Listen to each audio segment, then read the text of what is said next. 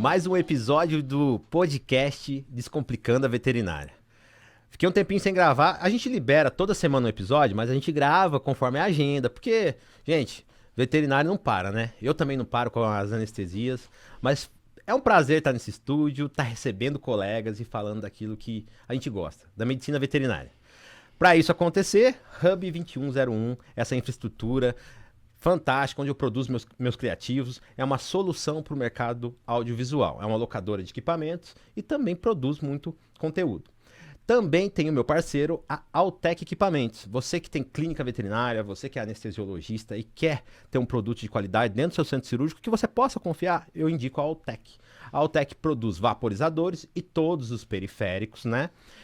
Mas eu não quero ser anestesista e para que me serve a Altec? Porque se você é gestor de clínica, você é clínico e tem um centro cirúrgico, tem que ter um equipamento bacana. Mas eu já tenho o meu e não é a Altec, não tem problema não. A Altec também presta serviço de calibrar, ele calibra todos os equipamentos de todas as marcas. Então, caso você precise, tá aí a Altec. Hoje, eu abri esses dias uma caixinha de pergunta.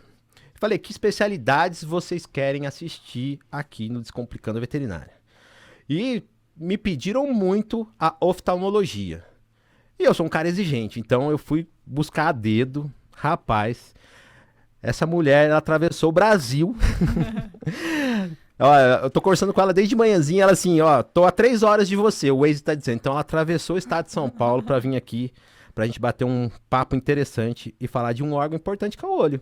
Tô aqui com a doutora Maura Bittencourt. Não vou falar o nome do meio, tá, doutora? Pode deixar.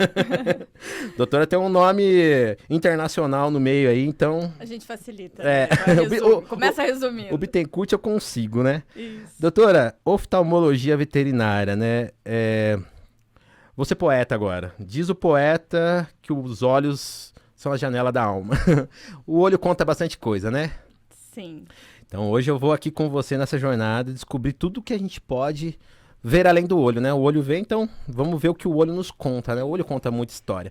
Antes da gente falar propriamente da oftalmologia, vou deixar você se apresentar, dizer quem é a Maura, por que a Maura foi cair nesse universo chamado veterinária, né? Todo mundo tem uma história doida, né? Eu recebo o pessoal que fala assim, um dia eu catei um cachorro da rua, levei pra casa, comecei a cuidar, depois fui ver, eu já tava até o pescoço na faculdade e... É uma loucura, né? A gente se descobrir hoje como especialista porque você entra às vezes querendo equino. Eu tive o Dr. Gustavo aqui que falou assim, eu entrei pra ser de equino. O dia que eu peguei no bisturi, eu falei, eu não quero mais outra coisa, né?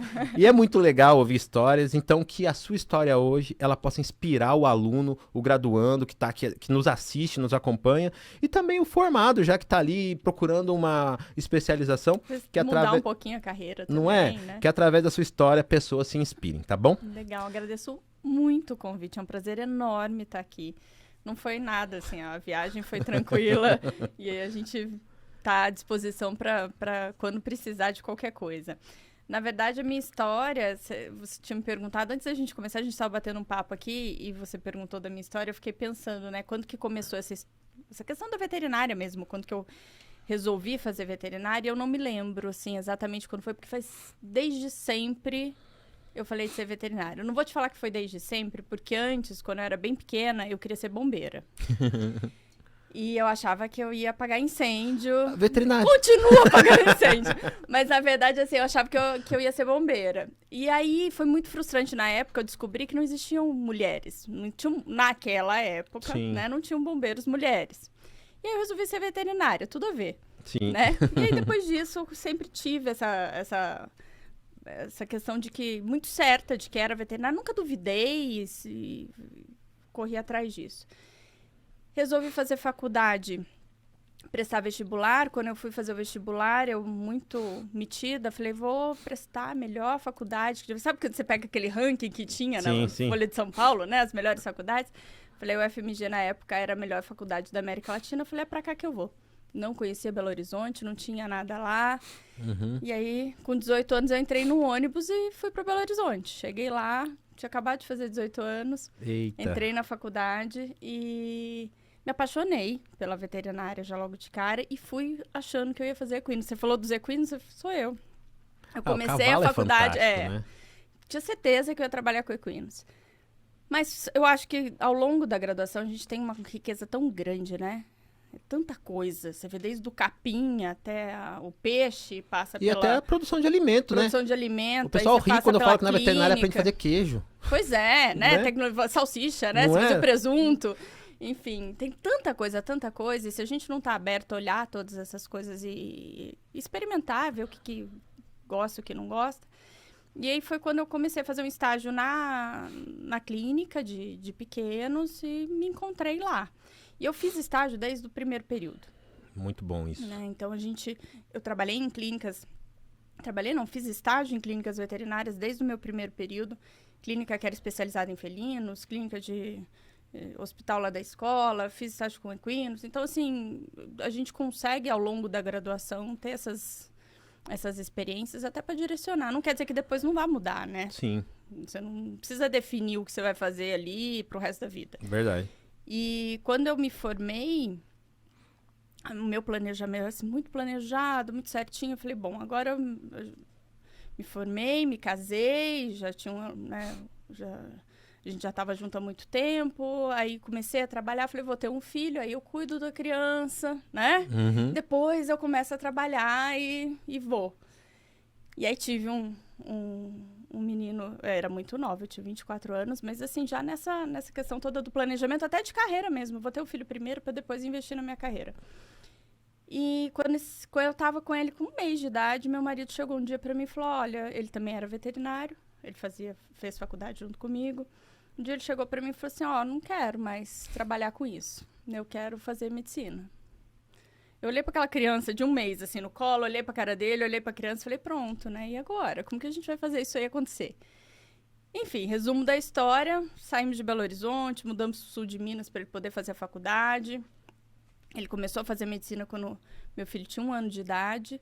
E aí eu caí, assim, né? Uma vez de paraquedas dentro de uma rotina maluca de trabalhar 24 horas por dia para conseguir criar a criança pequena e um marido numa faculdade de medicina. E ele também correndo atrás das coisas todas, né? Em paralelo, mas a gente não consegue trabalhar da mesma forma quando está fazendo faculdade e tudo mais. Então, a gente se apoiou muito nesse período. E foi um período, assim, de muitos desafios. Mas muitos desafios. Quando eu comecei a trabalhar lá em Minas, eu cheguei numa cidade pequena. E eu cheguei para distribuir currículo nas clínicas. Eu lembro que eu imprimi 8 currículos. Tinham 4 clínicas. Muito e bom. as 4 clínicas eram, assim, de pessoas que era dele. A pessoa tinha a clínica, era dele, aquele espaço. Ele não precisava de mais gente e tal. E aí eu cheguei num lugar que tinha acabado de montar um pet shop, a pessoa tinha acabado de montar uma casa de ração com banho e tosa, e ela queria montar um consultório. Ela falou, olha, tem um veterinário aqui, trabalhando, ganha X% de comissão, era uma comissão muito boa, mas é ali no fundo, sabe aquele consultório lá no fundinho, aquelas coisinhas muito esse modelo. Que era, eu lembro até hoje, era a escrivaninha que era da filha, que não usava mais, aquela escrivaninha cor-de-rosa, com a prateleirinha lilás, que era do quarto da menina, e depois aquele teto de isopor, né, com aqueles coisas de plástico, lá no fundo daquele galpão. Eu olhei e falei, meu pai do céu, né? A evidência é maior pro banho toda, né? Não que esteja errado, mas... Não, mas assim, ela tinha aquilo ali para complementar a necessidade dos clientes dela. Eu falei, beleza, o que eu tenho hoje? Nada, né? Precisando muito, né? Criança pequena, mudança de vida, mudança de cidade e tudo mais. Cheguei para ela, na época, era o quê? Uns 15 anos atrás, 16 anos atrás, mais ou menos, eu acho. Falei para ela, tá, quanto que o veterinário recebe? Então, ele trabalha de segunda a sábado, de 8 a 6, sábado fica aqui às vezes até mais tarde. Quanto que ele recebe? Ela falou, não vou te enganar, ele recebe R$700 por mês. Uau. Eu olhei e falei, meu Deus do céu, mas assim, eu vou pegar ônibus para vir para cá, vou pagar uma pessoa para cuidar do meu filho, comida, vou pagar para vir trabalhar. O molho mais caro que o peixe. Aí eu pensei, falei, mas depende de mim, é comissão, né? Não tenho nada e isso, vou correr atrás disso. No fim, a coisa cresceu tanto que ela construiu um hospital. Aí eu tinha um serviço com 4 plantonistas, 24 horas. Que legal. Foi a primeira clínica no sul de Minas que tinha uma anestesia inalatória, que tinha equipamento, que tinha internação separada de infecto e coisa. Isso há muitos anos atrás, né? Com equipe, com tudo mais. Então, cresceu muito ao longo do tempo. Isso. E eu aprendi nesses 8 anos que eu fiquei lá, eu acho que o que eu não teria aprendido numa vida inteira. Muito né? legal. E aí, depois disso, saí desse hospital, montei minha própria clínica. Aí tinha 12 funcionários, banho e tosa, pet shop, loja, aquela loucura toda, plantonista, 24 horas, internação, enfim. E foi nesse ponto que eu comecei a pensar o seguinte, meu marido vai se formar na faculdade, eu não vou ficar aqui. Então, assim, por mais que tenha sido uma coisa muito sem planejamento, que cresceu, que deu certo e tudo mais, chegou no ponto que eu falei, mas o que eu vou fazer com essa clínica? Né? E outra, eu vou sair daqui, porque ele vai fazer residência em outro lugar e tudo mais, eu vou sair dessa cidade e vou começar tudo de novo. Montar outro pet shop, outro bentosa, tudo de novo, né? Esse monte você já sabia subir. Então, mas aí foi quando eu resolvi fazer uma pós. E a pós, quando eu escolhi, também não foi paixão, falar, ai, apaixonada por oftalmologia. Foi muito racional. Olha. Sabe? E eu acho que isso também existe, porque a gente não precisa toda hora ter uma escolha, né, da coisa de, ai, eu sou apaixonado por tal área. Eu gostava muito de dermato. Mas na hora que eu sentei para pensar, eu falei, gente, dermato, legal. O cliente vem cansado, eu gosto de cirurgia, não tem tanto procedimento cirúrgico, é muita clínica, aquele paciente que não, né, você controla, que o tutor fica... Pensei, falei, será que eu vou fazer dermato? O que eu gosto de fazer também, mas que tenha cirurgia, que tenha coisas que vão me dar também um retorno melhor, né? E que eu vou ter satisfação em fazer. E aí foi quando eu escolhi oftalmologia. E comecei a pós de oftalmologia um pouco assustada, tá? Porque a hora que eu cheguei na turma, todo mundo já sabia muito de oftalmo. Tinha gente que já operava catarata, os caras se conheciam e tudo mais. Eu falava, nossa, eu só sei que tem 2 olhos, né? E que tá ali, e agora, o que eu vou fazer? Então, assim, tive que correr muito atrás para chegar no nível deles também durante o próprio curso. E foi lá que eu me apaixonei pela oftalmologia. Então, eu me apaixonei ao longo do processo, entendeu?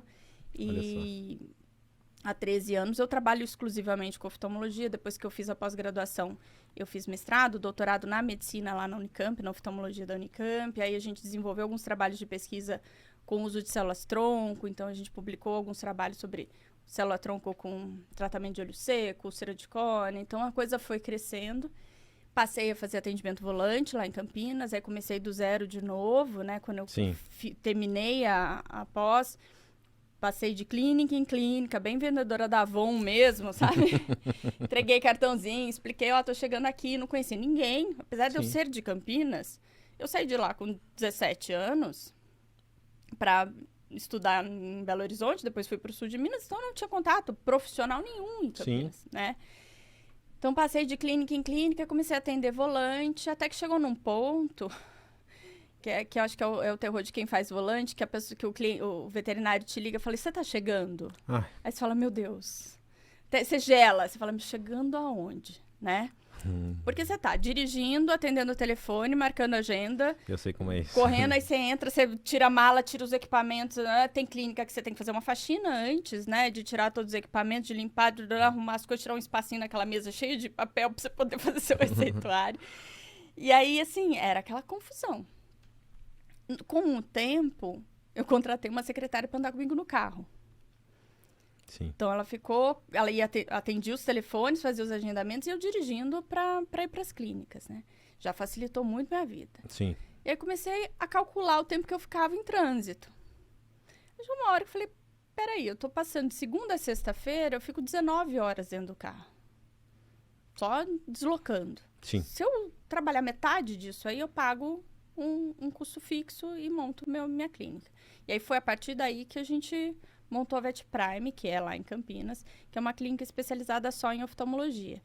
Mas o processo de atendimento volante foi extremamente importante. Sim, porque eu fiz todo o networking, os veterinários me conheceram, viram o meu trabalho de perto, acompanharam a forma que eu trabalhava. Eu acho que se eu tivesse começado com a clínica já logo de cara... Eles iam ver como um concorrente ao invés de um parceiro. E às vezes eles falavam, não vou mandar, não conheço, não sei quem é. É verdade. Né? Então eu acho que tem todo esse processo da gente passar pela clínica geral, especializar, estudar, né? Às vezes aceitar coisas que não parecem tão atrativas, tão maravilhosas que nem os R$700 por mês, né? Porque se a pessoa chega e fala, tá louca, imagina, ganhar só isso, um absurdo.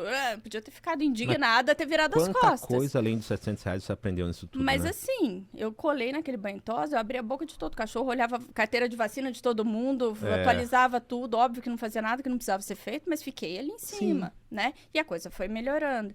Então depende da gente, né? Eu acho que essa coisa do veterinário que tem essa síndrome de ninguém me valoriza, é uma profissão difícil e tudo mais. É muito particular. É muito particular e tem a ver também com essa questão de, mas peraí, o que eu vou fazer para mudar isso aí, né? E eu acho que tem essa trajetória também de paciência. Ó, né? Você tem que respeitar hoje, o tempo, né? O processo. Eu percebo que o pessoal não quer o processo, né? Me chamou a atenção quando você falou assim, eu entrei numa sala onde todo mundo já sabia tudo, eu quero sentar na mesa desses caras. Mas foi né? excelente. Eu quero estar rodeado de pessoas que saibam muito mais que eu, né? Todo Isso é mundo importante. ia embora no final das aulas práticas, eu ficava sentada naquele microscópio até desligar a luz e alguém me expulsar. Porque eu precisava chegar pelo menos no mesmo nível deles ou maior. Né? E poder contar, né?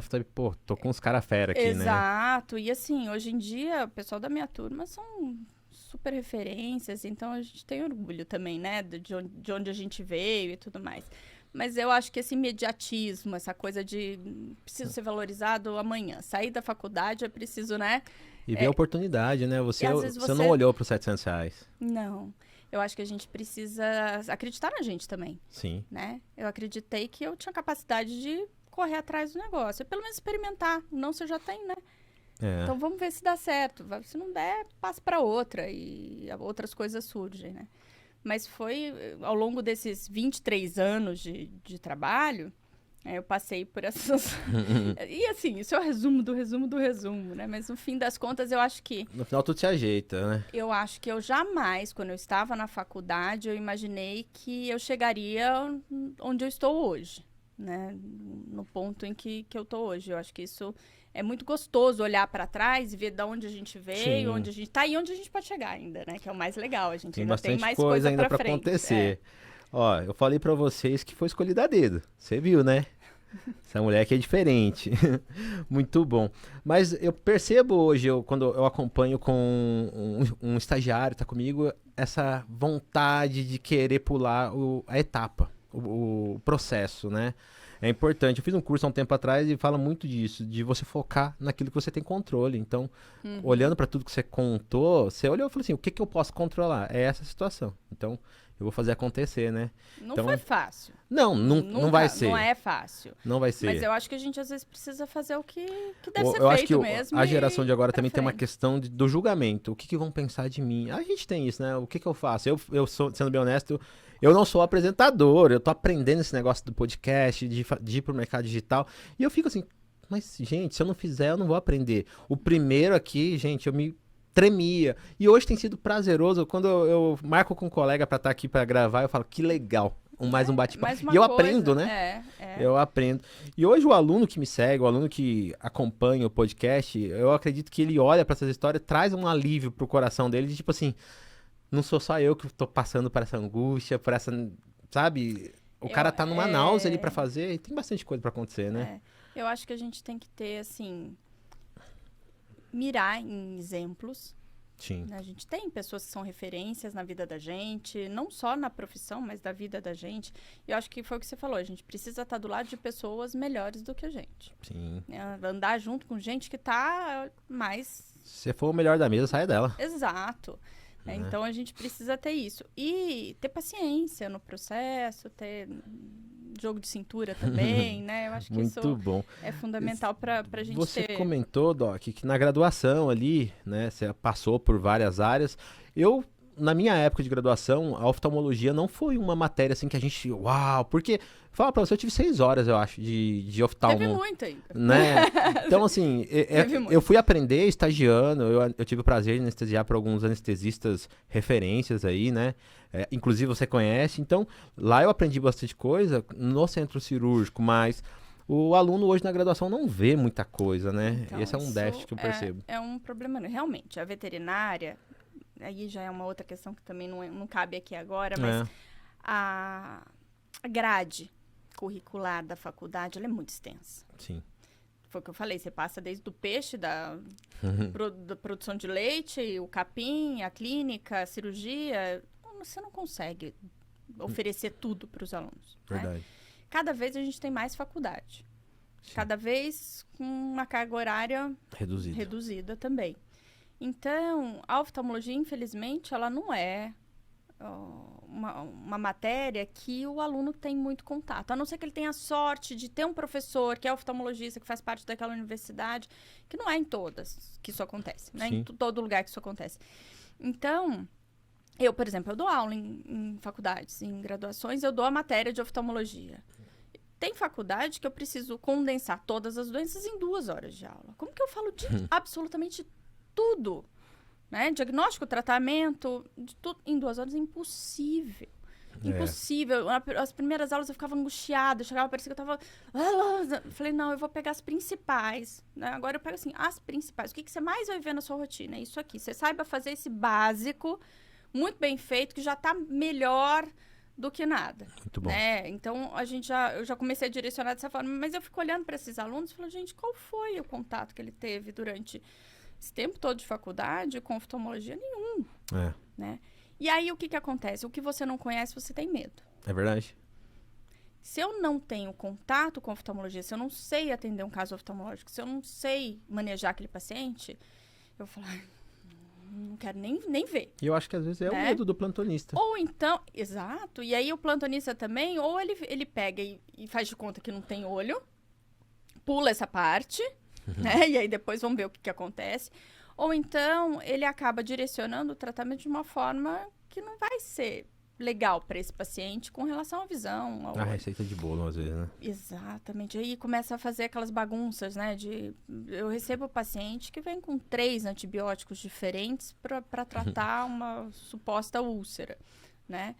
E a hora que você olha, fala, mas para que 3 antibióticos diferentes? Por que você está usando um bactericida junto com um bacteriostático, mais uma pomada com um colírio? Qual é a lógica, e um sistêmico ainda, né? E mais um sistêmico ainda para ajudar. E a gente fica depois brigando com essas resistências bacterianas. Na hora que você faz uma cultura, nada funciona. Então, acho que falta um pouco desse contato para até tirar esse medo, esse preconceito de que oftalmologia é muito difícil, porque não é tão difícil, não é impossível. O clínico geral, ele é capaz, ele pode, ele deve saber o básico de cada especialidade. Sim. Né? Então, o plantonista, o cara que pega um plantão, e aí isso é importante também, plantão é uma das coisas mais difíceis de se fazer. E o cara sai recém-formado, ele quer fazer plantão. A gente põe no plantão. Põe no plantão. E aí, assim, é o que mais exige conhecimento. Você precisa saber estabilizar um paciente crítico, você tem que saber lidar com... ser rápido no raciocínio, medicar rápido, cálculo de dose. Tem que ser tudo muito, muito bom para fazer aquilo lá. E aí o cara... cruzinho, recém-formado, cai direto num plantão. E aí recebe um paciente, por exemplo, com uma proptose ocular, desespera. Sim. Fala, nossa, esse olho tá pra fora, tá horrível, teve um trauma, mas esquece que ele tem que ver se o paciente tá respirando. O ABC, o mínimo. E aí me liga desesperado, aí o olho tá pra fora. Fala, mas tá, o que você fez de medicação? Não, pera, vamos voltar. Tá respirando? Tá batendo? Como que ele tá? Tá estável? Teve outro trauma? O que foi? Qual foi a causa desse proptose? Pra eu olhar pro olho, ele precisa estar vivo, né? Foi atropelamento? Foi briga? Não tem outra fratura? Primeiro, estabiliza esse paciente. Tudo bem, o olho é importante, importante. Mas eu vou te ensinar a proteger esse olho, né? Vou te falar como que você vai fazer com esse olho até que eu consiga resolver esse problema. Mas primeiro vem o paciente. Sim. Né? A gente tem essa escala de prioridade, né? Precisa ter nesse raciocínio na hora de atender. O plantonista, eu percebo que assim, o olho, a gente vê pouco na faculdade e de repente você receber um paciente com o olho tá pendulado. É feio, é traumático. Dá um desespero, você quer resolver aquilo ali. Junto tem um tutor, uma família, que às vezes vem 5 brigando com o motoboy que atropelou e chorando. Aí você fica assim, meu Deus, o que eu faço? E aí ele acorda o oftalmologista, sendo que ele precisava olhar pro ABC trauma primeiro, né? É importantíssimo isso. Bom controle de dor, um colar zabetano, não se nega a ninguém. Lubrifica, lava, faz às vezes até para você salvar aquele olho, a lubrificação é de extrema importância, né? Muito, né? Não esquece, a gente não pode esquecer. E mesmo na internação, né? Esquecem do olho na internação, Até... esquecem do olho na cirurgia, né? Fica aquele olho seco lá. Não, daqui a pouco o oftalmologista chega, daqui 4 horas. Exato. Doutora, foi interessante você ter me falado que você dá aula em graduação, né? Que você tem essa veia aí para ensinar. Até você estava me contando, né? Que você tem um infoproduto que você vai lançar aí, né? Para aquele... Não é para formar... Não, oftalmologista, não mas para facilitar a vida, né, do clínico generalista, conta para mim. Eu acho que ao longo desses anos todos de rotina, e a gente faz plantão da oftalmo, né? A gente oferece um serviço de plantão para urgências oftalmológicas lá na clínica. E a gente recebe o tempo inteiro ligação de veterinários, de hospitais, de veterinários que estão no plantão, pedindo o nosso auxílio para ir atender um caso de urgência. E ao longo desse tempo, o que eu percebi? Que esses veterinários que recebem esses pacientes estão muito despreparados para receber esse paciente. Né? Porque exatamente por isso, não é culpa dele. Ele não teve contato com isso, ele não sabe o que fazer com aquele olho. Né? E não é todo mundo que tem o telefone de alguém para ligar a qualquer hora e falar, o que eu faço com isso? Me ajuda. Sim. Não é todo mundo que tem um oftalmologista para chamar de seu, né? Para trabalhar junto ali. Então, eu sinto o seguinte, que eles precisam saber o básico, o essencial para atender um caso de urgência, exatamente isso que a gente conversou. Estabiliza, faz um analgésico, põe um colar, lubrifica. O que ele tem que fazer? Qual que é esse passo a passo do que ele tem que fazer a hora que chega um caso de urgência, até que ele consiga definir protocolo, chamar um oftalmo, ver se é preciso reposicionar aquele olho, ou se, né, o que vai fazer com aquela perfuração, enfim. Então, eu vou lançar um infoproduto, que é um curso de urgência de oftalmologia veterinária voltado para o clínico geral, para o estudante de final de graduação, residente, esse plantonista, para explicar. Não vai ser assim só o basiquinho, não. A gente vai falar de cada urgência, né? Então, a gente vai falar de cegueira súbita. É um programa mesmo, né? Cegueira súbita, proptose, olho vermelho, glaucoma agudo, enfim, tá bem completo. Antes disso, eu vou fazer uma mega aula no dia 14 de setembro, que vai ser pelo meu Instagram, para falar sobre esses 5 passos essenciais do atendimento de urgência. E eu acho que isso é uma forma da gente colaborar também para elevar o nível da nossa classe, dos nossos colegas, né? E a gente tem que dividir. Está intimamente ligado às especialidades, a gente precisa muito disso. A gente precisa dividir isso e, graças a Deus, hoje a gente tem esse acesso à informação muito fácil. Sim. Então, quem tem interesse, quem está conectado e está ligado nas coisas, que se sente desconfortável, né? Falar, chegar um olho aqui, eu vou desesperar, não sei o que fazer, ele consegue ali, de casa mesmo, doutora, ter esse conhecimento básico. Né, pensando no plantonista, a gente falou das possibilidades traumáticas, né? Mas eu estava conversando com a doutora antes de começar. E às vezes numa avaliação semiológica, que eu vou ali palpar linfonodo mandibular, eu vou ver mucosa, e eu às vezes venho ver a conjuntiva, gente, pra eu ver, faço TPC, e o olho tá ali mirado em mim. E eu não dou importância pra ele, né? Então, às vezes o plantonista, ele fica naquela expectativa, assim, de eu só vou atender olho na úlcera, quando tá com a protusão. E não, às vezes ele pode fechar um diagnóstico de uma doença que está silenciosa, que vai me falar de algo endócrino, né? E nesse curso você vai direcionar dessa forma também, né? A gente vai explicar no curso sobre a relação do olho com todo o sistema. Olha, então, que legal. O curso ele tem uma parte básica, porque não adianta você também cair de paraquedas na urgência se você não sabe a anatomia. Né? Não sabe, então, a gente vai falar de anatomia, vai falar dessas alterações. E realmente o que você falou da questão da relação do olho com o organismo, o olho ele é a janela para o sistema nervoso central. Sim. Né? Se eu faço um fundo de olho, eu sei o que está acontecendo ali, nervo óptico, retina, é tecido neural, está ali na minha frente, né? Muita informação que aquilo me dá. Sim. Além de outras coisas. Uma uveíte, por exemplo, se faz diagnóstico de uveíte, a uveíte pode ser o primeiro sintoma de alguma alteração sistêmica grave. Olha. Então, a gente muitas vezes atende paciente que chega, o cliente chega pra gente reclamando que o olho tá vermelho, que tá incomodado, a hora que você examina, você vê que tem um sangramento lá na retina, que tem uma pressão mais baixa, que esse olho tá muito inflamado, você começa a procurar alguma coisa e acha cada coisa. Sim. Né? A minha anestesista fala, credo, você parece o Dr. House, você fica fuçando as coisas, encontra umas coisas muito descabeludas, né? Ontem a endócrino que trabalha pra mim falou isso, nossa, Mauro, isso só acontece aí na sua casinha, sabe? Porque eu falei, eu acho que é porque eu acabo investigando mais, eu sei que tem essa relação. Então, um olho que está inflamado, ele pode me indicar um hiperadreno, ele pode me mostrar que tem uma piometra, pode me falar que tem um tumor. Já atendi, por exemplo, o veite, que o paciente tinha neoplasia em próstata. Uau. E o olho só estava inflamado. Paciente que Muito tem bom. piometra e só o olho está inflamado. Paciente que tem leishmaniose e só o olho está inflamado. Então o olho conta muita Então, coisa. o olho, né? ele é um sinalizador. Eu falo que é a pontinha do iceberg, sabe? Nossa, Ele tá dando eu não vou pedir sinal mais ali. lactato agora, eu vou falar assim, olha pro... Passa pelo oftalmologista, vai dizer. Eu atendi uma colega e ela era muito claro isso pra mim quando ela fazia... Às vezes chegava pra ela um paciente oftalmo, a clínica dela também era só de oftalmologia, e ela falava assim, vai no odonto. Isso aqui é pro odonto, isso aqui não é pra mim. E ela falava numa tranquilidade, tipo assim, cara, isso aqui não tem nada a ver. Ia no odonto, tratava a boquinha. O olho fica bom. O olho ficava bom, o olho só tava contando uma história, né? E ele tá muito próximo, né? As estruturas, que as raízes dentárias, a cavidade nasal, tá muito próximo de muitas estruturas que são importantes. Então, a gente precisa olhar o paciente tem que quebrar esse negócio da receita de bolo, né? Lógico que, assim, tem aquelas condições que a gente vai ver com frequência, né? Os braquicefálicos são os predominantes ali na rotina, né? E olhar, inclusive, por exemplo, braquicefálicos. Quando você examina, você vai fazer vacina de um filhotinho, de um shih tzu, de um pug. O veterinário, ele senta para esse doutor e explica quais os problemas oftalmológicos que essa raça tem tendência a ter, quais os problemas de pele que essa raça tem tendência, qual o cuidado que ele tem que ter para prevenir isso. Sim. Né? Faz parte da orientação pediátrica. E hoje, paciente. então, dá para se dizer, né, Doc, o clínico, ele não vai chamar o oftalmo na clínica como um volante ou encaminhar até para o colega numa situação corretiva que a gente, na maioria das vezes, imagina, né? O paciente com o olho já está com a lesão. Às vezes numa possibilidade preventiva. Também. Né? Quando você Eu conta acho que a gente tem que caminhar mais para esse lado. Né? Aquela situação, trabalho de formiguinha, mas a gente aquela tem que caminhar situação pra esse do lado. pug. Eu tinha um pug que tinha meu nome, o Roginho.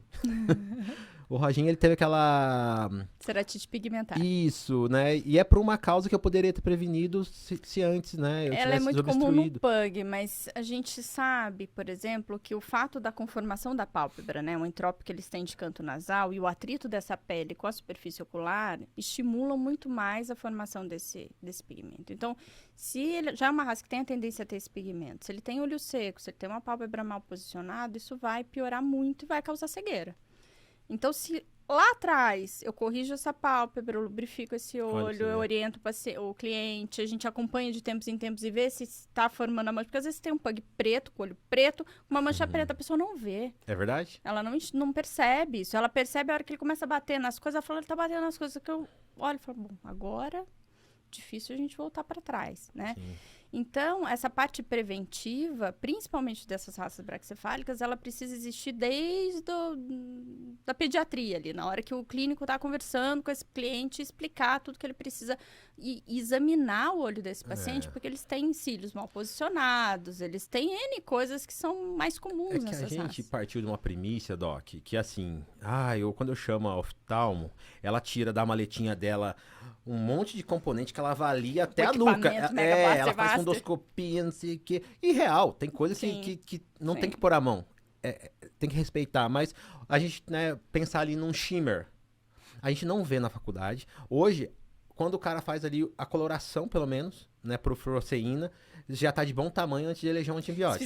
Se fizer o teste de fluoresceína bem feito, já tá bom demais, Já tá bom demais, mas o shimmer não é nada além de um papel filtro que gradua, mas aí você pergunta pro clínico... Mas onde você põe esse papel? Então, que jeito? E você pinga de teste quantos ou não, e qual né? limite? Tem várias... Então, assim, às vezes, né, você saber o mínimo como clínico. Eu não quero ser oftalmo, mas eu posso mandar para eu acho que é o dever do clínico. O clínico tem que entender que ele tem que saber um pouco de cada especialidade, ele tem que saber o básico de cada especialidade. Se ele fizer isso, ele consegue entender que horas que é a melhor... Qual momento que é a melhor hora para ele indicar esse paciente para o especialista? A página 2 que eu me chamo a atenção, porque assim, até onde eu posso... Não é que ele não possa fazer nada, o clínico não pode fazer nada, deve fazer um monte de coisa, ele é capaz de fazer um monte de coisa, ele consegue tratar esse paciente N coisas. Mas chega num ponto que o olho não espera. Sim. Às vezes uma úlcera que você atendeu hoje... Não dá pra você pedir pra pessoa voltar daqui uma semana pra você. Tem úlcera que complica em 24 horas, seu olho vai embora. Você perde o olho em 24 horas. Então, assim, olho não dá segunda chance. Se você errou o tratamento da primeira vez, você não tem a segunda chance de acertar. Começa por aí. Então, se ele não souber exatamente o que ele está fazendo, ele vai perder esse timing de salvar esse olho. E aí o cliente entende isso. Sim. O cliente sabe disso, porque a hora que ele chega no consultório do oftalmologista, que ele procura, ele fala, mas se eu tivesse vindo aqui semana passada, aí você dá, fala, não, tá tudo... Porque, obviamente, né? Mas você sabe, lá no fundinho, dá aquela dorzinha no coração, que você fala, poxa, se esse paciente tivesse chegado aqui 2 dias antes, Eu já vi a situação seria completamente diferente.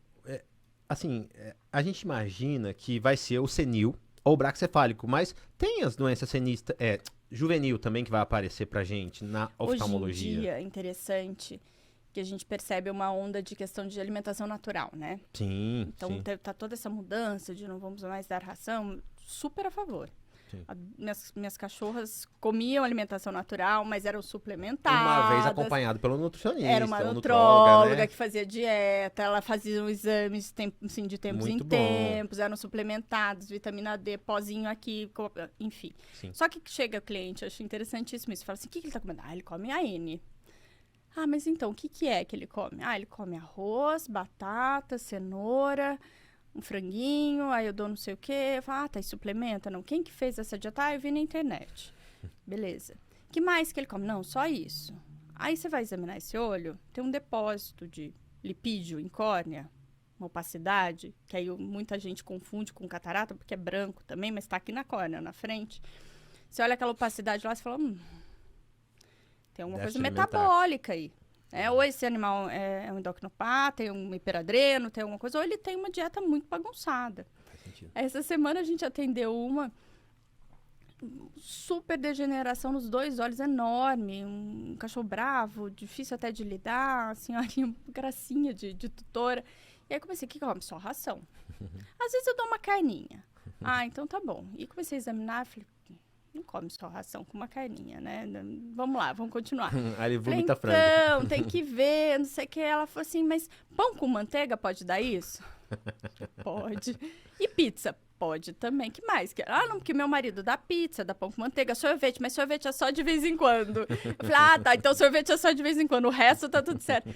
Então, assim, eles têm sofrido essas alterações oculares que estão relacionadas com a dieta. A receita de vó, né? Eu vou dar cenoura, que é o cara... Cenoura, arroz e frango. Que é bom pra vista. Bom pra vista. A minha avó falou, e então eu tô dando, né? Não Doutora, só, né? Lógico, a gente tá falando das questões mais simples aí, que o oftalmo... que o clínico consegue, sim, acompanhar, mas... Lá no seu centro, eu sei que você faz coisas fantásticas, né? Então, de novidade aí, a gente sempre... tem a questão da catarata, que é muito legal, né? Ou você pegar aquele cão, você tava me contando que o tutor chega e fala, ele tá velhinho, ele fica no cantinho dele, come pouco. Na verdade, ele tá baixando o pote. E você faz a cirurgia, devolve a visão, ele volta a brincar. Então, das tecnologias, dos avanços que a oftalmologia teve hoje, que você tem feito, me falou de implantes, você falou que participou de uma pesquisa muito interessante sobre células-tronco, né? Sim. Então, a oftalmo hoje tem caminhado de uma maneira muito fantástica, né? A oftalmologia é uma área deliciosa, porque quem gosta de tecnologia, de coisa nova, tá no lugar certo. Só um microscópio ali, né? É muita coisa interessante. A hora que a gente vai nos congressos humanos, ainda se fala, nossa, eu quero esse equipamento, porque tem equipamento que faz exame de imagem de retina que parece um exame histopatológico. Sabe? Olha assim, só. você vê as células da retina com exame de imagem, enfim. É muito, muito tecnológico, muita coisa legal. Mas, na rotina mesmo, hoje em dia, que eu acho que a gente faz bastante coisa, já que há 10 anos não se fazia, né? Uma delas é a célula-tronco. A célula-tronco a gente desenvolveu o protocolo de aplicação, de pesquisa, já há mais de 10 anos também, junto com a Unicamp, junto com o laboratório que faz essas células. E hoje em dia é rotina. A gente faz a aplicação de célula-tronco para tratar olho seco, para fazer tratamento de úlcera indolente, de panos oftálmico, e assim, com resultados maravilhosos. Que legal. Desde que bem indicado, bem aplicado, tudo certinho, funciona super bem, é excelente. E é uma das coisas que a gente trabalha já com bastante segurança e que tem um resultado muito bom. Semana passada foi um cliente lá com uma úlcera que não cicatrizava, já tinha passado em vários lugares. A gente fez a aplicação de célula-tronco e uma semana o olho estava lindo. O cara ficou louco, falou, nossa, eu vou ligar para um amigo meu. Então, assim, é gostoso, né, a gente ver esse retorno. E com relação à cirurgia de catarata, Hoje em dia a gente faz cirurgias... Tá mais na rotina, né? Fizemos uma ontem. Coloca lente intraocular, implanta lente, fixa lente em cristalino luxado. Então, assim, a gente já tem várias coisas. Catarata não volta. Não adianta operar, né? Tem aqueles mitos que o veterinário fala para o cliente. Vocês fazem um exame, o ERG antes, né? Que diz se vai ser responsivo, né? Tem todo um passo a passo. Uma cirurgia de catarata, a peneira é fina, sabe? É isso que eu ia falar. Peneira é fina, a gente faz todo um passo a passo. Limpa a boca. Uau. Não opera o catarata se esse paciente não fizer limpeza de dente antes. Senão o seu pós-operatório fica comprometido também, né? Pode ter contaminação, infecção. Então, primeira coisa, limpar a dente. Chega aquele paciente, eu vou examinar, eu sempre examino boca, mas se é para catarata, eu já explico. Falo, o primeiro passo vai ser limpar esses dentes, depois a gente vai ver a catarata. E outra também, não pode ter outras alterações. Não adianta eu operar uma catarata de um paciente com tumor de mama gigantesco, né? Ele tem que estar bem. Que você falou lá no começo, né? Eu opero um olho do meu paciente, tem que estar bem, Tem que estar bem. Então, assim, a gente faz a cirurgia de catarata, nossa taxa de sucesso hoje é em torno de 90%. Que bacana. Mas não é porque a gente é maravilhoso, também. É muito bem triado. Mas é muito bem triado, o pós-operatório é super cuidadoso, o pré-cirúrgico também é muito bem conduzido. Então, a gente faz todo um trabalho para a hora que a gente entra para ganhar. Que legal. Né? Então, funciona super bem. E é exatamente isso. O paciente que opera... Os clientes depois ficam... Volta a brincar, volta a comer. Ele fala, eu achava que ele era velho, mas na verdade ele não enxergava, porque ele ficava mais quietinho, ele dormia mais. Fala, idade. Mas depois que eu opero, o bicho corre atrás da bolinha, ele late, ele corre, ele brinca, ele come melhor, ele fica mais ativo. A pessoa fala, nossa, voltou, parece que tá filhote de novo.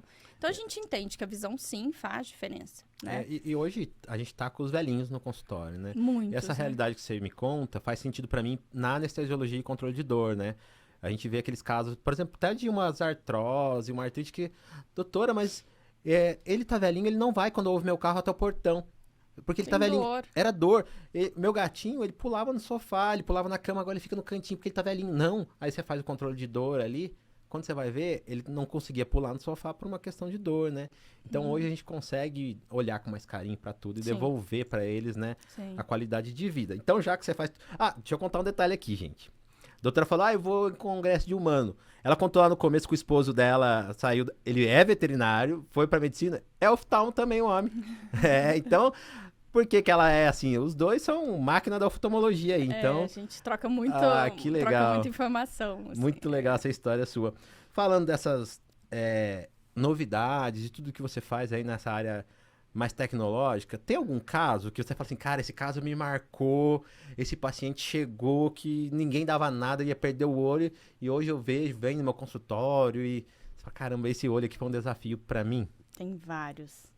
Né? Mas o mais recente, eu acho que o que tá mais morando no meu coração é o meu próprio gato, sabe? Eu adotei um gatinho há 3 meses atrás.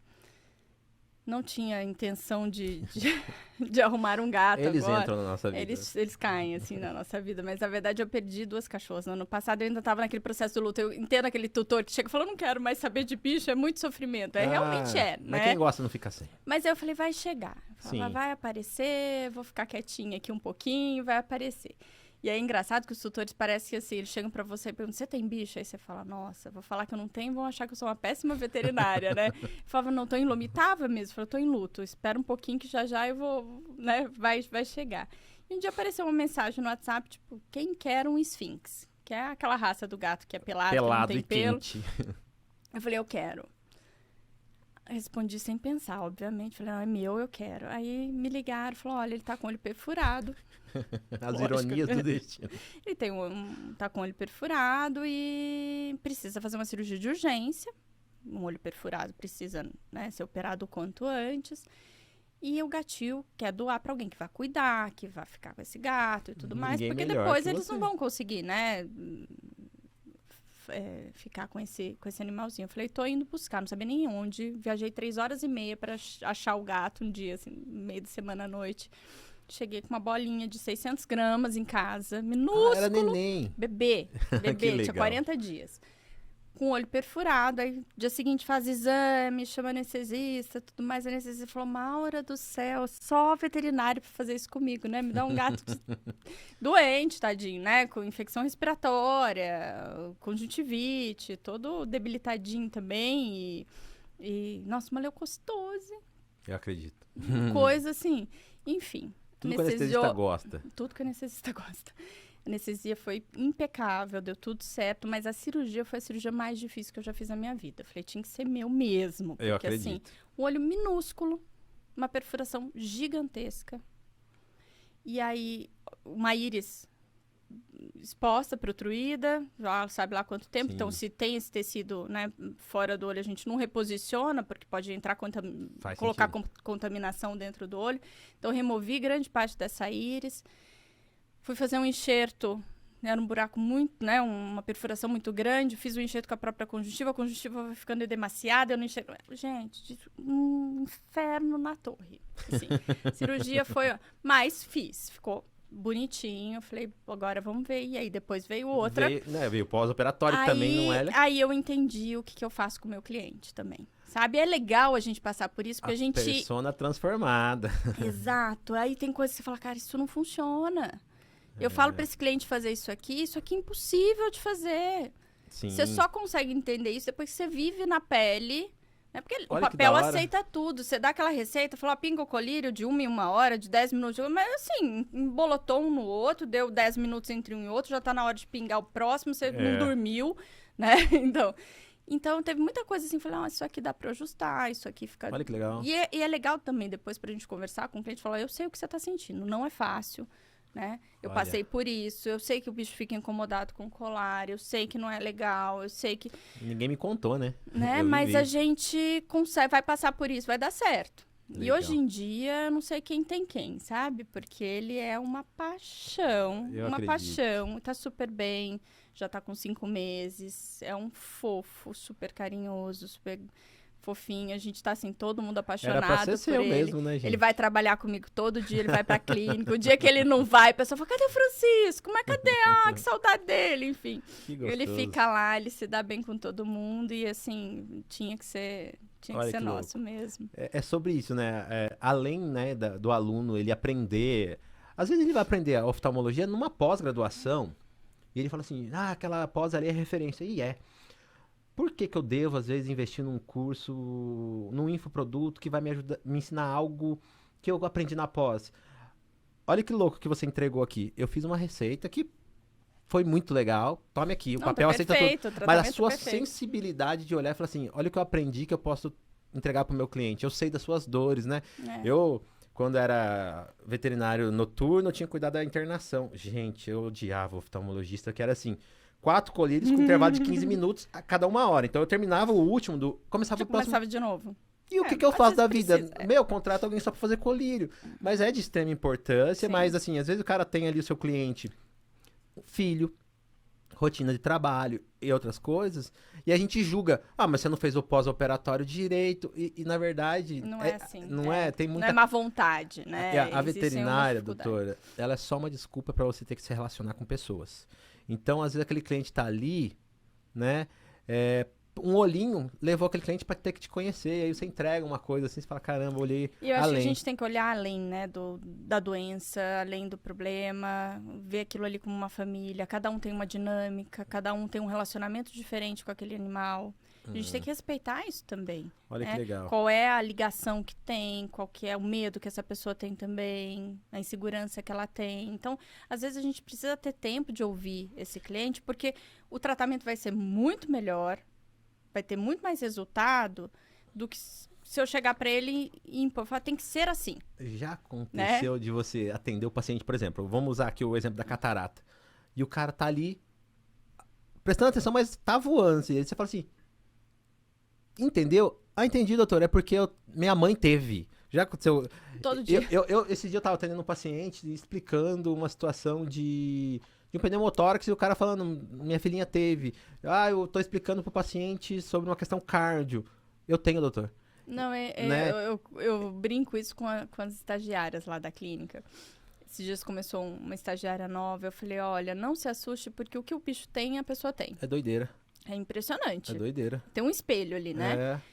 É super interessante. Aí eu comecei a fazer isso pra ela prestar atenção nisso. E tem hora que ela olha pra mim assim, ela dá uma risadinha, tipo, olha só, ele também tem hipotireoidismo.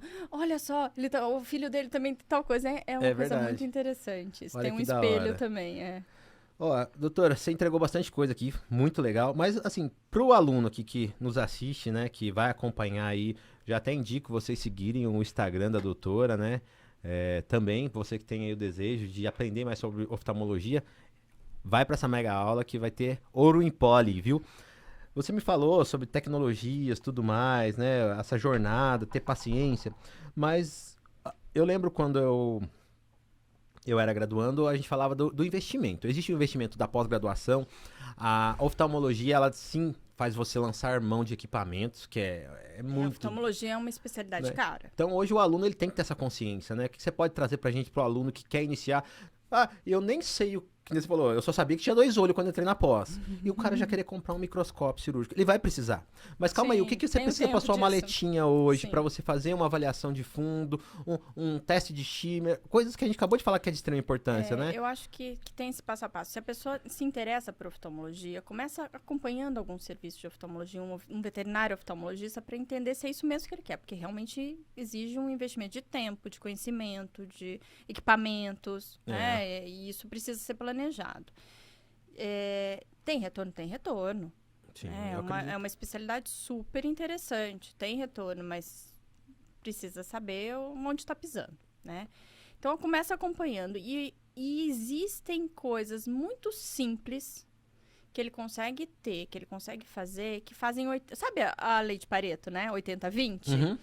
80% dos problemas você resolve com 20% das coisas que você... Né? É aquela Faz coisa bem sentido. simples. É verdade. É simples. Se você faz o simples, você resolve É que a gente 80% das a gente coisas. quer Você não inventar a precisa roda, inventar ao invés de saber usá-la. E aí eu sempre Né? falo pro estagiário, falo, menos é mais. É verdade. Então você tem que saber, faz um exame físico completo, examina esse olho, veja reflexo, testa a visão. Olha só. Você não precisa de nada para fazer isso, Ao você precisa invés da de sua fazer 3 mão. antibióticos. Você precisa fazer da sua mão de uma lanterna. Avalie reflexo, vê diâmetro de pupila, vê se enxerga, faz um teste de ameaça, um DES. Avalie, é Uau. simples de fazer. Ali você já tem muita informação. Testa, né, movimentação palpebral, sensibilidade.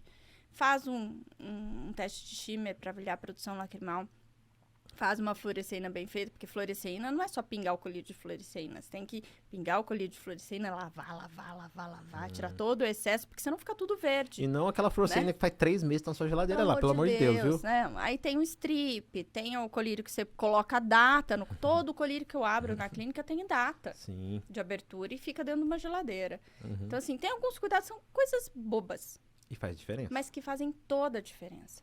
Então, se você tem cuidado com o teu equipamento, se você tem uma boa lanterna com uma luz focal, um colírio de fluoresceína, uma tira de shimmer, uma lupa dessas que você compra na internet, lupa de aumento dessas de Orives, de dentista, Sim. sabe? Custa R$20 Eu aquela sei. lupa.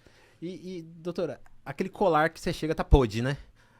E o colar de pano, que eu quero morrer. Não é? Então, às vezes... Aquele assim, colar mole, né? Todo assim, Ah. que o cachorro usa pra coçar no colar, né? Ao invés de inventar a roda, eu ter carinho, individualizar, eu limpar esse olhinho. O colar também eu limpar. Não forra ele no álcool, que a hora que você põe, você embebeda o bicho, né? Mas assim... Mas tem esse cuidado de, tipo assim, esse colarzinho tá ali gerando o shih tzu, faz muito, né? O próprio colar contamina o olho, né? Então, eu tenho que pôr, mas E eu o também tenho tamanho que cuidar. certo do colar, o jeito que você coloca, você vê se não tá apertando o pescoço, se não tá muito frouxo, porque tem colar muito frouxo que o paciente ele empurra o colar pra trás, faz igual E uma coça. tartaruga, joga a cabeça lá pra fora, coça e volta. Aí a pessoa acha que tá ótimo, tá com colar, mas o cachorro tá indo lá e coça de novo, volta, né? Então tem assim, é o que eu te falei, detalhe. Se a gente faz esse passo a passo, e é possível, inclusive, fazer exame de fundo de olho na clínica, Uau. você tem lente de oftalmoscopia indireta, uma lente voo, que custa, não é proibitivo o custo. Você consegue ter isso na clínica e fazer com uma luz, uma lanterna e uma lente, você faz um exame de fundo de olho. Olha só. E assim, todo veterinário deveria saber fazer um exame de fundo de olho. Então, assim, são coisas simples, básicas, que vão fazer uma diferença enorme no atendimento de um clínico geral, no atendimento inicial e também no atendimento de urgência. E vai beneficiar o paciente. Com E tudo. esse paciente, obviamente, vai, né, ser beneficiado, vai enxergar, vai manter visão, vai ter tirar dor, ficar confortável, porque o olho dói. A gente tem que lembrar que o olho dói. Então, manejar isso tudo para dar esse conforto E a gente sempre lembrar que existe um animal junto com aquele olho. Não vem só 2 olhos Não vem sozinho, né? sozinho. Então, primeira coisa, estabiliza esse paciente, vê se não tem mais nada sistêmico, mas que seja grave, que precisa de atenção imediata, controla a dor desse paciente. Em casos graves, eu sempre falo, primeiro, o foco é ele ficar vivo. Ele tem que sobreviver bem, ficar Sim. bem. Segunda coisa, eu tenho que deixar ele confortável, sem dor. Terceira coisa, aí eu vou ver se eu consigo manter esse olho aí, se eu vou salvar esse olho. Sim. A quarta coisa é ver se eu consigo salvar a visão. Então a visão é o último, assim, nessa escala, né? E aí a gente fica muito focado na visão e esquece que o bicho tá morrendo. Verdade. Né? Então, tem que ter esse critério e o cliente entende. A hora que você explica isso pro cliente, fala, tudo bem, doutora, então vamos Sim. lá. Eu não quero que ele sinta dor. Eu falei, ninguém quer que ele sinta dor. Vamos, então, estabilizar primeiro, depois a gente... O olho não vai matar o cachorro. É que o trauma ocular, ele é feio. Ele é feio, né? Então, ele e impressiona. até o ele clínico impressiona. O fica, clínico né? desespera junto com o tutor, porque aí já chega aquele tutor desesperado. Mas é isso, assim, existe esse passo a passo. Porque a hora que vocês têm isso muito bem estabelecido, esse passo a passo, fica muito mais fácil de atender e você não fica nesse desespero. Você entende que, ó, peraí, tá feio, mas eu vou lavar, vou colocar um soro, tirar, né, limpar esse sangue aqui. Ah, tem suspeita de perfuração, não vou ficar abrindo, contendo o olho, segurando esse cachorro. Inflamação, né? Vai piorar, vai vazar mais na sua mão. Então, assim, tem Sim. coisas, ó, contenção, que jeito que você põe a focinheira. Então, são coisinhas que parecem simples, além, né? mas que a gente Então, precisa Antes do aluno reforçar. pensar em montar uma catedral de tecnologia, não que esteja errado, é importante. Essa sensibilidade, ela é primícia, né? É primícia. E, ó, você vai poder aprender isso. Falei pra vocês que a gente ia falar sobre oftalmologia, mas você vê que você acaba entendendo um pouco mais de clínica, de certa forma, né? Junto, Da tá? soberania Anda da junto, clínica. E é isso, cara. Doutora, muito bom, viu? Obrigada. Você me agradeço fez voltar muito. no tempo de coisas que eu aprendi na faculdade. Falei, caramba, é verdade, isso mesmo. Dia 14/9. 14/9, às 20h04 no Instagram. Meu Instagram é @oftalmovetmaura. Sim. E eu vou dar essa mega aula, que são 5 passos para os atendimentos de urgência oftalmológica. Nela eu vou mostrar, vou oferecer conteúdo, vou falar de nada de enrolação, de, Sim. né, de embromação, mas a gente vai fazer esse conteúdo para quem tiver interesse, para o clínico geral, para o residente, para o estudante que tem interesse em aprender mais sobre oftalmologia. E se daí ele ainda quiser saber mais ainda sobre as urgências, como lidar com cada caso, cada tipo de urgência, protocolo de tratamento, aí a gente vai ter discussão de caso clínico no Legal. curso, vai tirar dúvida, cada um vai poder trazer um caso que atende para a gente discutir no plantão de dúvida também. Então, Que vai ter legal. bastante coisa, bastante É um novidade. programa É um completo. programa completo de urgências oftalmológicas voltado para o clínico. Que legal. Tá? A gente não tem Então, intenção que de fique- especializar que fique ninguém, mas a claro, gente tem que intenção fique de... claro. Essa mega aula você vai fazer, ofertar seu programa Sim. lá, né? Sim, ela é para fazer legal, a oferta então- de um curso maior, que vai ser de urgências. E Mas é vai ter justo, bastante é conteúdo justo. também. Não, tá Eu acho certo. que vai ser Então- bem interessante para todo mundo que interessa um Né? pouquinho mais em Não, oftalmologia. então tá aí o convite, você que se interessou, começa a seguir a doutora, né? E vai pra essa mega aula. Ó, se deixar eu fico 2 horas aqui, 4 horas. Eu adoro estar aqui, tá? Vambora. É um ambiente Eu não tenho muito mais nada hoje para fazer, podemos ficar aqui batendo Ah, é? papo. Tem uns 20 carrosséis pra produzir. Ah, imagina! Não, tem 21 Reels, 59 carrosséis, né? Eu sei como é, mas é gostoso encontrar pessoas que falam da veterinária com o prazer que você fala. Eu também sou um fanático Legal. pela profissão, né? E é real, parece piegas falar, ficaria 20 horas aqui. E é real, a gente ficaria 20 horas falando, sim, porque eu gosto de aprender e aprender com quem faz diferença. Então, obrigado pelo seu comprometimento com a veterinária, né? Agradeço e eu sou muito feliz, assim, com a minha escolha profissional. E cada vez mais eu tô feliz com a minha escolha em compartilhar tudo que eu aprendi nesses anos. Eu acho que a gente precisa ter o tempo de nobre. bater cabeça, de recolher informação, de ter conhecimento. A gente tem bagagem, só que a gente não pode ficar com isso sozinho, Não, né? A o gente legado- guardar isso pra O gente. legado é nobre. Então, eu tô achando muito gostoso compartilhar isso com quem tá começando, para que também não cometa os mesmos erros, né? Que consiga passar por esse período, por essa fase toda de início de carreira de uma forma mais leve, mais legal e com conhecimento bem Legal. embasado. O tempo é curto, mas você volta. Volto. Vai voltar. Depois que ela lançar lá, que vocês tiver a primeira turma, eu quero ela de volta aqui pra contar como tá sendo, tá bom? Pra você que ficou até aqui, obrigado, volte. Meu irmão briga comigo que eu falo obrigado, não falo obrigado. Ele sempre fala, eu tava assistindo. Você tava brigado com quem? Aproveita que você está aqui no YouTube, aqui embaixo tem uma mãozinha assim, ó, você pode clicar nela, vai ser muito bom pra gente e já se inscreve, porque toda semana eu vou estar disparando aqui um vídeo com um colega, uma especialidade diferente, e é importante você ser notificado, porque aí você consegue acompanhar. Então, já vai lá também no meu Instagram, no meu TikTok, e o nosso podcast, ele também agora está no Spotify. Então você pode também acompanhar pelo Spotify. Então obrigado por você que me acompanhou até aqui. E semana que vem a gente está de volta com outra especialidade interessantíssima. Vou fazer suspense, porque essa aqui eu gosto demais também. Isso tudo só acontece por causa do Hub, o Hub 2181, que é essa infraestrutura fantástica, onde a gente produz conteúdos, mas é uma solução para todo o audiovisual, locação de equipamento também, para você que tem empresa aí, às vezes quer um equipamento de qualidade para produzir um comercial, algo para sua empresa. O Hub 2181 é a solução. Também está aqui o Instagram. E Altec Equipamentos. A Altec é um parceirão aí que produz equipamentos voltados para a área de anestesiologia, né? Então ele produz o vaporizador, tem calibrado para servo, calibrado para ISO, tem o universal, né? Eles também fazem manutenção para todas as outras marcas. Mas se você quer algo de qualidade, eu uso na rotina. Quem acompanha meus stories sabe que eu uso Altec. É uma boa, tá bom? Então, obrigado para você que acompanhou até aqui. E junto a gente vá descomplicando a veterinária.